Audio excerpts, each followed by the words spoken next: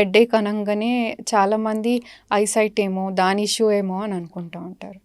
So, ప్రతి headache eyesight అయ్యి ఉండొచ్చా? లేదంటే ఐ హెల్త్‌కి సంబంధించింది అయ్యి ఉండొచ్చా? లేదమ్మా, ఆల్ హెడేక్స్ కారణం ఐ కాదు. There are few reasons in the eye which can cause headache. Uncorrected refractive error అంటే ఓకే. పవర్ ఉంది వాళ్ళకి, అది కరెక్షన్ చేయలేదు, మనము గ్లాసెస్ పెట్టుకోవటం లేదు, వాళ్ళకి గ్లాసెస్ ఉంటాయి. ఓకే. సిలిండర్ పవర్ ఎక్కువ ఉన్న వాళ్ళకి, వాళ్ళు కూడా గ్లాసెస్ పెట్టుకోకపోతే వాళ్ళకి హెడేక్స్ అవుతాయి. కొంతమందికి ఇంట్రాక్రేనియల్ ప్రెషర్ ఎక్కువ ఉంటుంది, ఓకే. దానివల్ల హెడేక్స్ అవుతాయి. ఇలాంటి దాంట్లో ఏమవుతుందంటే కంటి యొక్క నరం వాపు వస్తుంది, ఆ వాపు మాకు కనపడుతుంది, ఆటోమేటిక్గా మేము న్యూరాలజిస్ట్కి డైరెక్ట్ చేస్తాము. సో అవి ఇలాంటి వాళ్ళకి హెడేక్స్ వస్తాయి.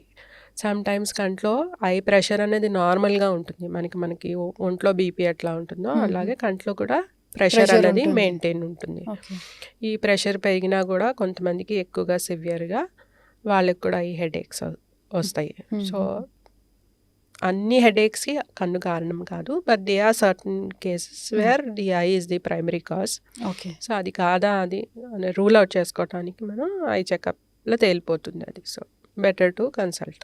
ఓకే.